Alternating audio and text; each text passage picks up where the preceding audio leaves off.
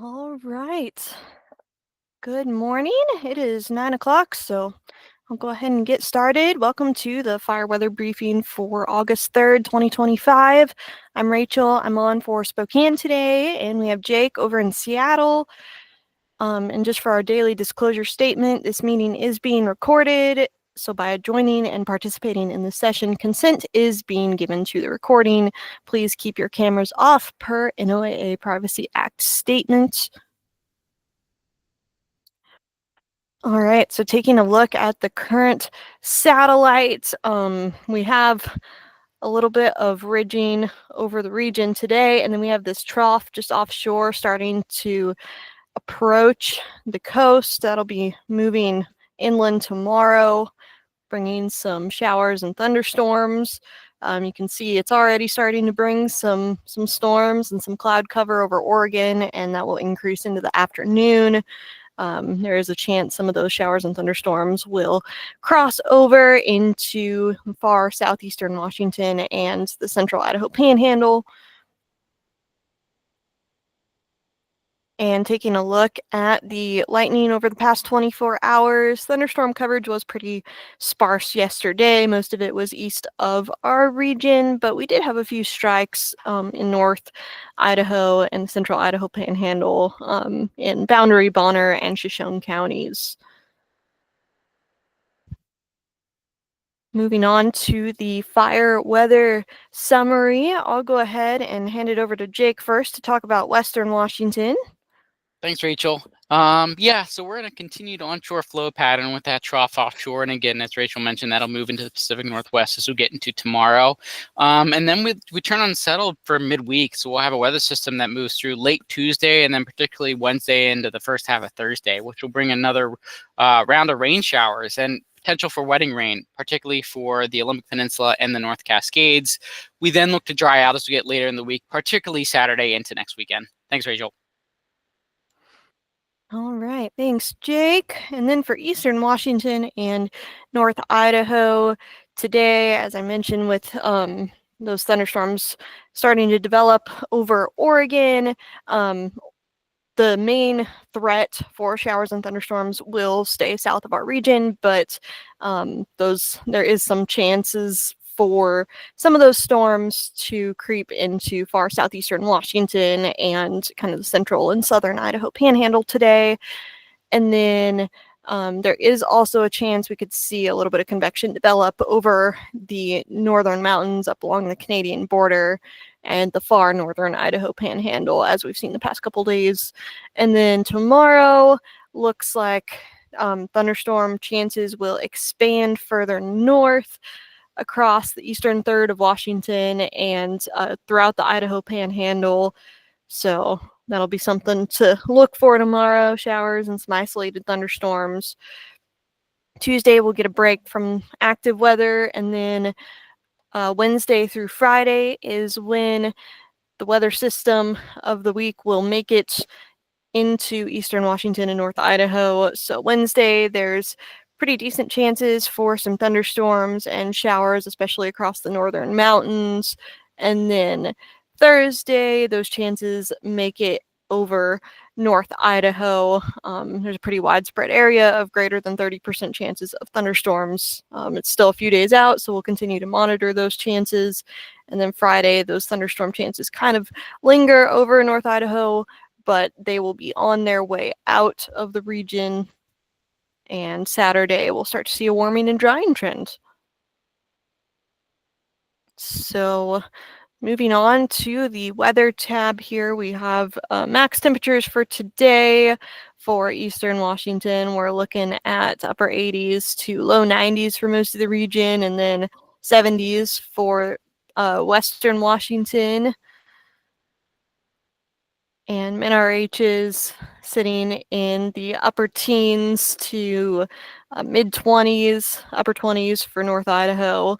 And then looks like 50s to 60s for Western Washington. And for winds, we'll see kind of some typical afternoon breeziness today. It's always a little hard to see these, but we've got some westerly gusts around 20 miles an hour through the Cascade Gaps, and southwesterly gusts over the Columbia Basin, 17 to 20 miles an hour.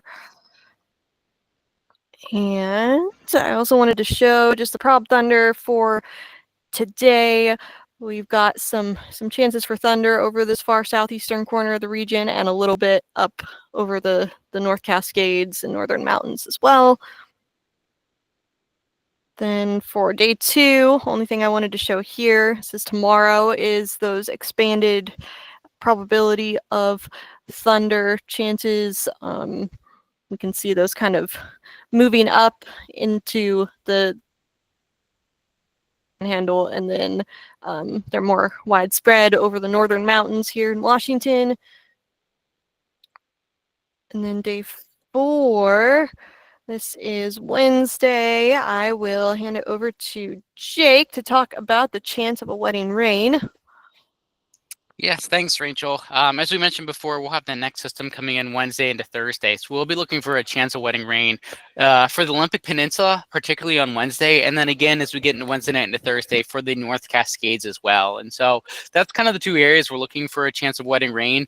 But for the most part, much of Western Washington will see some QPF during kind of that 48-hour period beginning Tuesday night through the first half of Thursday, which is good news. And we'll talk about that QPF amount here in a little bit. But for the chance of wetting rain, again, kind of focused on the Olympic Peninsula and then the North Cascades as we get into Thursday. Thanks, Rachel. Thanks, Jake. And then I wanted to show prob thunder Wednesday afternoon and evening is when the chances for thunder start to ramp up. So we can see those are kind of moving into the region on Wednesday with highest chances in the northern mountains here.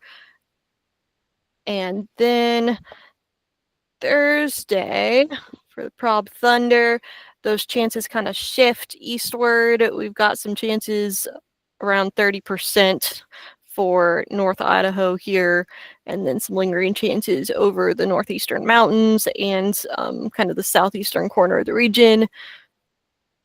So that'll be something to watch out for. And then moving on to precipitation, I will start with the 120-hour days 1 through 5 and hand it back to Jake.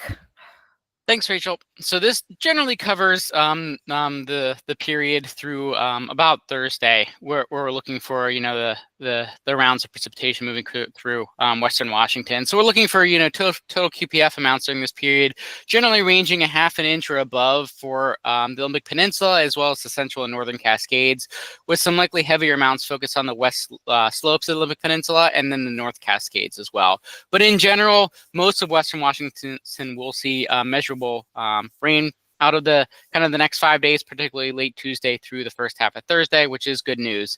And then we do see a warming drying trend as we get later in the week. Thanks, Rachel. All right. And then I just wanted to show days 4 and 5 for Eastern Washington and North Idaho. So I showed those thunder chances kind of ramping up days 4 and 5, Wednesday and Thursday. And as Jake mentioned, similar to the west side, we will also see some decent rains in those areas with highest chances for thunderstorms over the northern mountains and North Idaho Panhandle here. So that is good news. We should be getting some rain with those thunderstorms. And we'll go to the trends here. I'll hand it back to Jake to talk to the west side trends.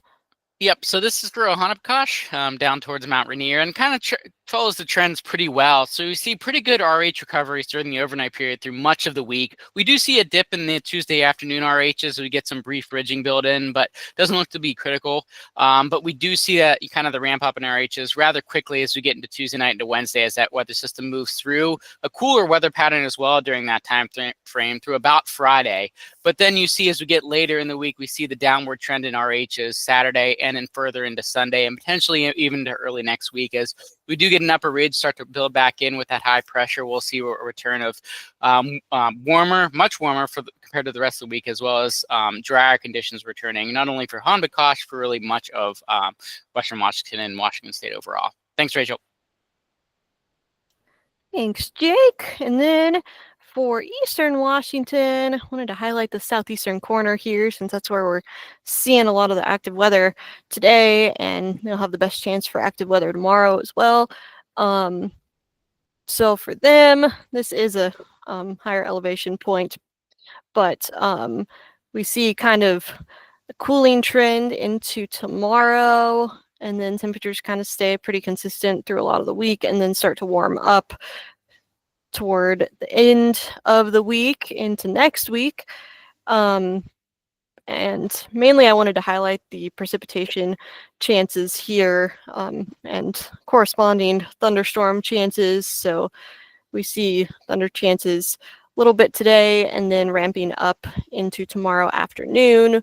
Things kind of calm down until late Wednesday into Thursday when that next weather system moves in, and we will see another increase in precipitation chances for that southeastern corner. And then for North Idaho, I will show, I think I'll do this point over along the Idaho-Montana border. So similar temperature trends here, warmest today and then cooling tomorrow and kind of staying pretty cool through the rest of the week and then warming up again in the next weekend. And we'll see those RHs dipping pretty low today and then higher tomorrow as some rain and thunderstorms move in, and then maybe low again Tuesday and rising again as our next system moves in mid to late week. And they also have a peak in precipitation chances tomorrow afternoon and then again Thursday and Friday. I think that's all I have for trends. So looking at the 8 to 14 day temperature outlook, we've got above normal temperatures expected August 10th through 16th and below normal precipitation, a little bit of near normal up here for northeastern Washington and North Idaho. And I think that is all I have for today. So as always, you can find the recording of this briefing as well as other fire weather information at weather.gov/otx/fire dashboard. I will go ahead and stop the recording here.